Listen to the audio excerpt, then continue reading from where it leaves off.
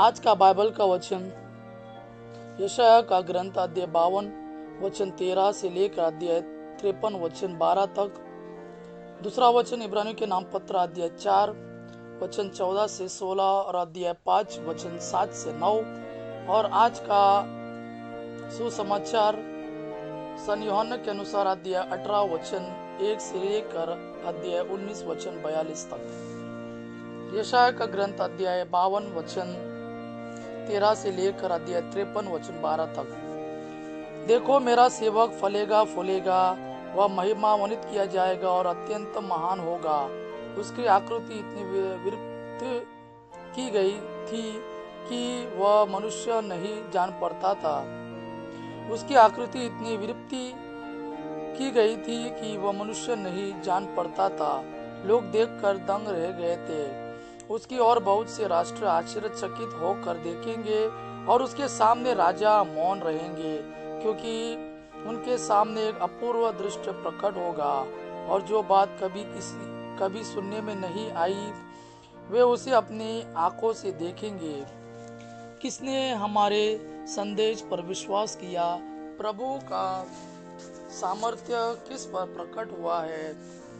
वह हमारे सामने एक छोटे से पौधे की तरह, सूखी भूमि की जड़ की तरह बढ़ा। हमने उसे देखा था, उसमें न तो सुंदरता थी, न तेज और न कोई आकर्षण ही। वह मनुष्य द्वारा निंदित और तिरस्कृत था, शोक का मारा और अत्यंत दुखी था। लोग जिन्हें देखकर मोह फेर लेते हैं, उनकी तरह ही वह तिरस्कृत और तुच्छ समझा जाता था, परंतु वह हमारे ही रोगों को अपने ऊपर लेता था और हमारे ही दुखों से लदा हुआ था। और हम उसे दंडित, ईश्वर का मारा हुआ और तिरस्कृत समझते थे। हमारे पापों के कारण वह छेदित किया गया है, हमारे कुकर्म के कारण वह कुचल दिया गया है। जो दंड वह भोगता था, उसके द्वारा हमें शांति मिली है और उसके घावों द्वारा हमें भले चंगे हो गए हैं। हम सब अपना अपना रास्ता पकड़कर भेड़ों की तरह भटक रहे थे। उसी पर प्रभु ने हम सबों के पापों पर भार डाला है। वह अपने पर किया हुआ अत्याचार धैर्य से सहता गया और चुप रहा। वध के लिए ले जाए जाने वाले मेमने की तरह और उन कतरने वाले के सामने चुप रहने वाली भीड़ की तरह उसने अपना मुंह नहीं खोला। वे उसे बंदीगृह और अदालत ले गए, कोई उसकी परवाह नहीं करता था। वह जीवितों के बीच में से उठा लिया गया है और वह अपने लोगों के पापों के कारण मारा गया है। यद्यपि उसने कोई अन्याय नहीं किया था और उसके मुंह से कभी छल कपट की बात नहीं निकली थी, फिर भी उसकी कब्र विधर्मियों के बीच बनाई गई और वह धनियों के साथ दफना गया है। प्रभु ने चाहा कि वह दुख से रौंदा जाए। उसने प्रायश्चित के रूप में अपना जीवन अर्पित किया, इसलिए उसका वंश बहुत दिनों तक बना रहेगा और उसके द्वारा प्रभु की इच्छा पूरी होगी। उसे दुख भोग के कारण ज्योति और पूर्ण ज्ञान प्राप्त होगा। उसने दुख सहकर जिन लोगों का अधर्म अपने ऊपर लिया था, वे उन्हें उनके पापों से मुक्त करेंगे।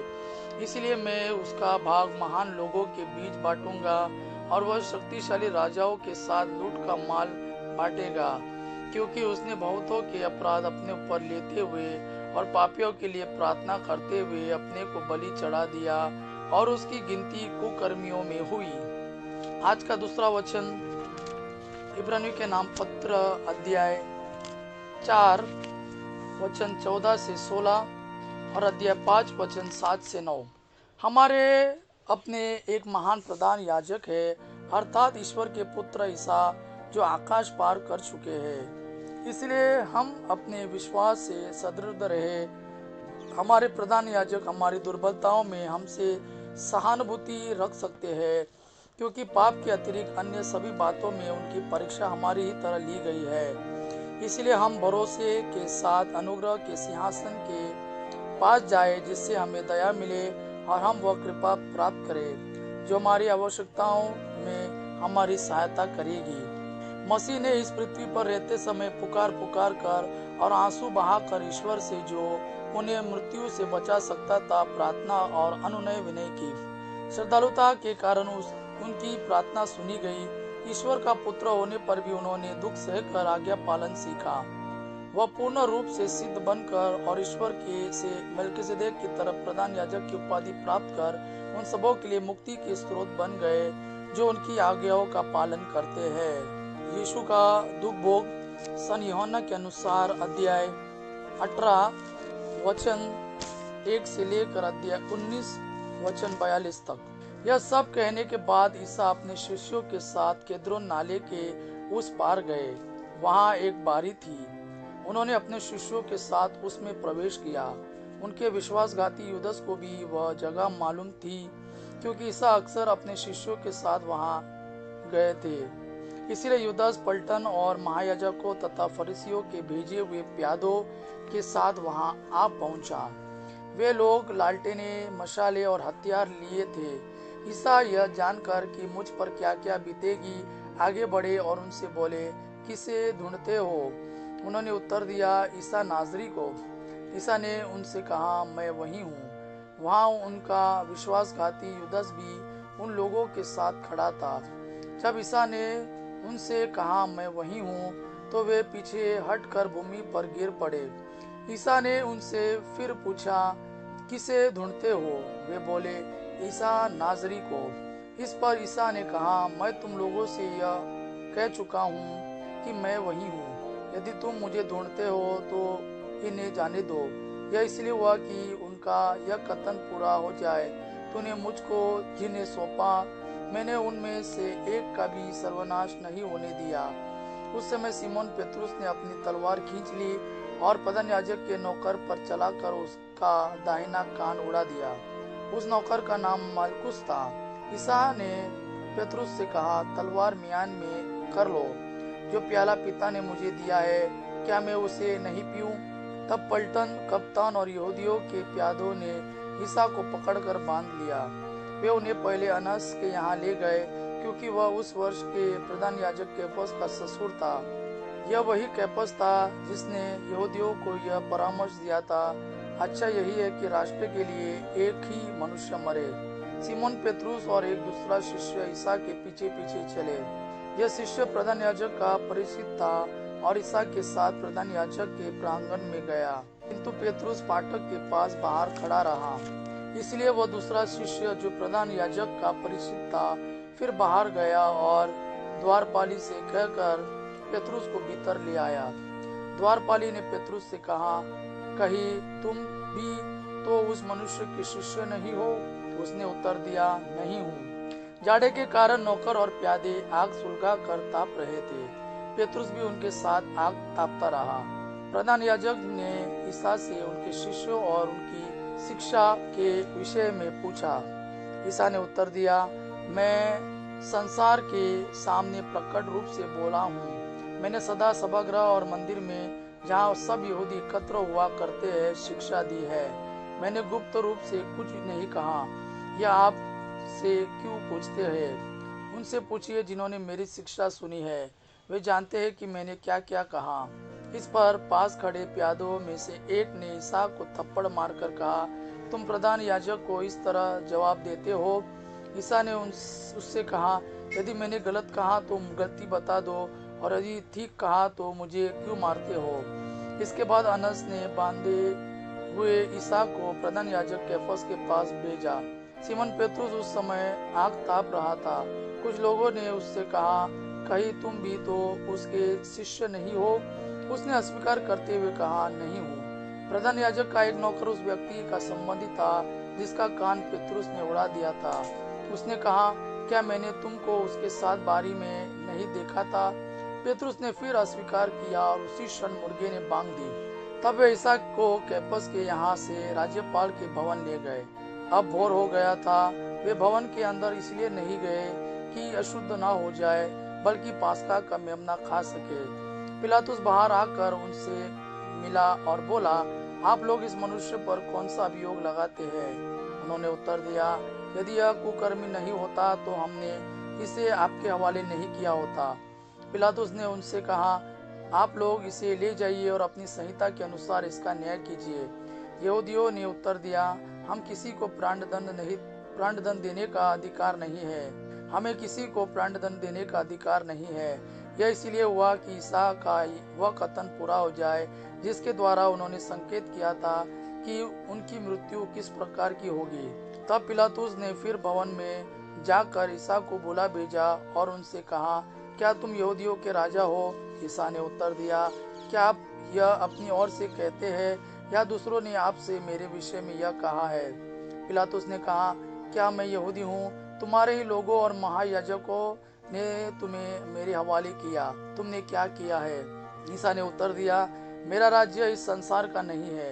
यदि मेरा राज्य इस संसार का होता तो मेरे अनुयायी लड़ते और मैं यहूदियों के हवाले नहीं किया जाता, परंतु मेरा राज्य यहाँ का नहीं है। इस पर पिलातुस ने उनसे कहा, तो तुम राजा हो?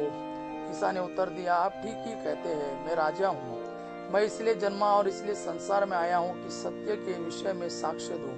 जो सत्य के पक्ष में है वह मेरी सुनता है। पिलातुस ने उनसे कहा, सत्य क्या है? वह यह कह कर फिर बाहर गया और यहूदियों के पास आकर बोला, मैं तो उसमें कोई दोष नहीं पाता हूँ, लेकिन तुम्हारे लिए पास्का के अवसर पर एक बंदी को रिहा करने का रिवाज है। क्या तुम लोग चाहते हो कि मैं तुम्हारे लिए यहूदियों के राजा को रिहा कर दूं? इस पर वे चिल्ला उठे, इसे नहीं, बराबस को। बराबस डाकू था। तब पिलातुस ने ईसा को ले जाकर कोड़े लगाने का आदेश दिया। सैनिकों ने कांटों का मुकुट गूंथकर उनके सिर पर रख दिया और उन्हें बैंगनी कपड़ा पहनाया। फिर वे उनके पास आकर कहते थे, यहूदियों के राजा प्रणाम, और वे उन्हें थप्पड़ मारते जाते थे।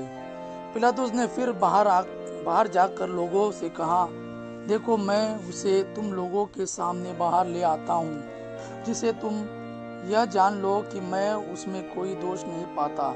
तब ईसा कांटों का मुकुट और बैंगनी कपड़ा पहने बाहर आए। पिलातुस ने लोगों से कहा, यही है वो मनुष्य। महायाजक और प्यादा उन्हें देखते ही चिल्ला उठे, इसे क्रूस दीजिए, इसे क्रूस दीजिए। पिलातुस ने उनसे कहा, इसे तुम ही ले जाओ और क्रूस पर चढ़ाओ, मैं तो इसमें कोई दोष नहीं पाता।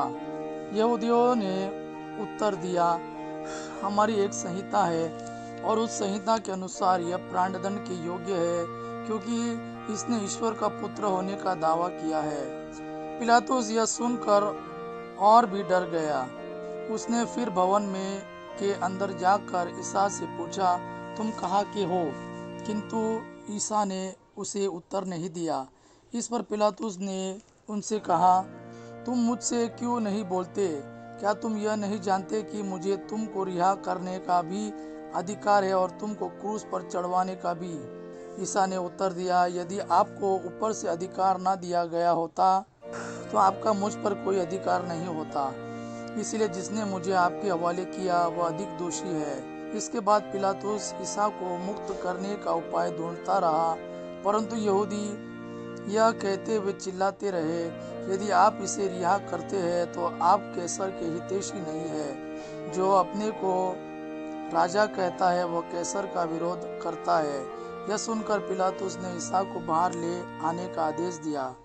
वह अपने न्यायासन पर उस जगह जो लिथोस्त्रोतोस और इब्रानी में गबता कहलाती है बैठ गया।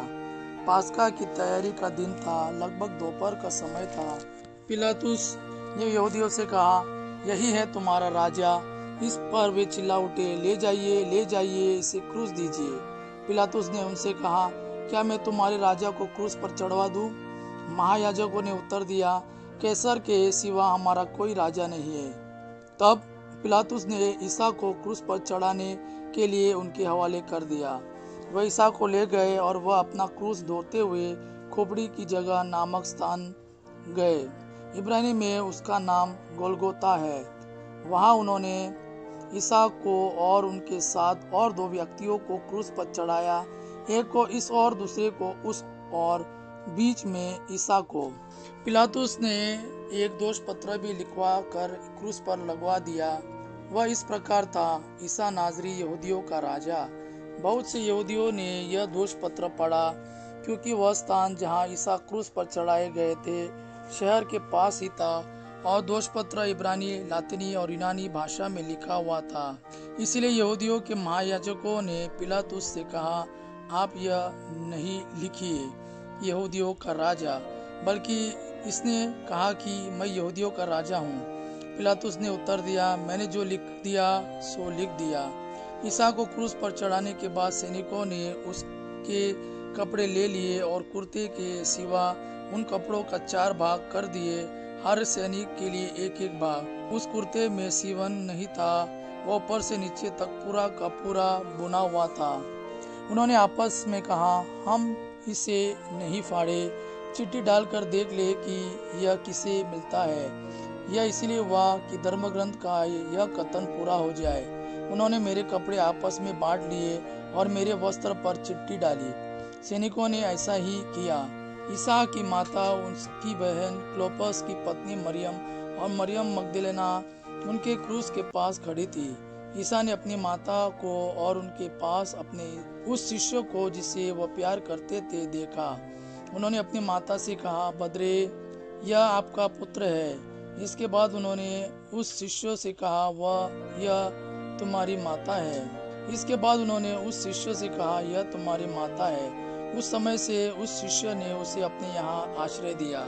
तब ईसा ने यह जानकर कि अब सब कुछ पूरा हो चुका है, धर्म ग्रंथ का लेखा पूरा करने के उद्देश्य से कहा, मैं प्यासा हूँ। वहाँ खट्टी अंगूरी से भरा एक पात्र रखा हुआ था। लोगों ने उसमें एक पनसोख्ता डुबाया और उसे चूफे की डंडी पर रखकर ईसा के मुख से लगा दिया। ईसा ने खट्टी अंगूरी चख कर कहा, सब पूरा हो चुका है, और सिर झुकाकर प्राण त्याग दिए। वह तैयारी का दिन था। यहूदी यह नहीं चाहते थे कि शव विश्राम के दिन क्रूस पर रह जाए, क्योंकि उस विश्राम के दिन बड़ा त्योहार पड़ता था। उन्होंने पिलातुस से निवेदन किया कि उनकी टांगें तोड़ दी जाए और शव हटा दिया जाए। इसलिए सैनिकों ने आकर ईसा के साथ क्रूस पर चढ़ाए हुए पहले व्यक्ति की टांगें तोड़ दी, फिर दूसरे की। जब उन्होंने ईसा के पास आकर देखा कि वह मर चुके हैं, तो उन्होंने उनकी टांगें नहीं तोड़ी। लेकिन एक सैनिक ने उनकी बगल में भाला मारा और उसमें से तुरंत रक्त और जल बह निकला। जिसने यह देखा वह ही इसका साक्ष्य देता है और उसका साक्ष्य सच्चा है। वह जानता है कि वह सच बोलता है, जिससे आप लोग भी विश्वास करें। यह इसलिए हुआ कि धर्म ग्रंथ का यह कथन पूरा हो जाए, उसकी एक भी हड्डी नहीं तोड़ी जाएगी। फिर धर्म ग्रंथ का एक दूसरा कथन इस प्रकार है, उन्होंने जिसे छेदा वह उसकी ओर देखेंगे। इसके बाद अरिमतिया के यूसुफ ने, जो यहूदियों के भय के कारण ईसा का गुप्त शिष्य था, पिलातुस से ईसा का शव ले जाने की अनुमति मांगी। पिलातुस ने अनुमति दे दी। इसलिए यूसुफ आकर ईसा का शव ले गया। निकोदेमुस भी पहुंचा, जो पहले रात को ईसा से मिलने आया था। वह लगभग 50 सेर का गंधरस और अगरू का सम्मिश्रण लाया। उन्होंने ईसा का शव लिया और यहूदियों की दफन की प्रथा के अनुसार उसे सुगंधित द्रव्यों के साथ छाती की पट्टियों में लपेटा। वहाँ जहाँ ईसा क्रूस पर चढ़ाए गए थे, वहाँ एक बारी थी और उस बारी में एक नई कब्र जिसे में अब तक कोई नहीं रखा गया था। उन्होंने ईसा को वही रख दिया, क्योंकि वह यहूदियों के लिए तैयारी का दिन था और वह कब्र निकट ही थी। यह है यीशु का दुख भोग सन यूहन्ना के अनुसार।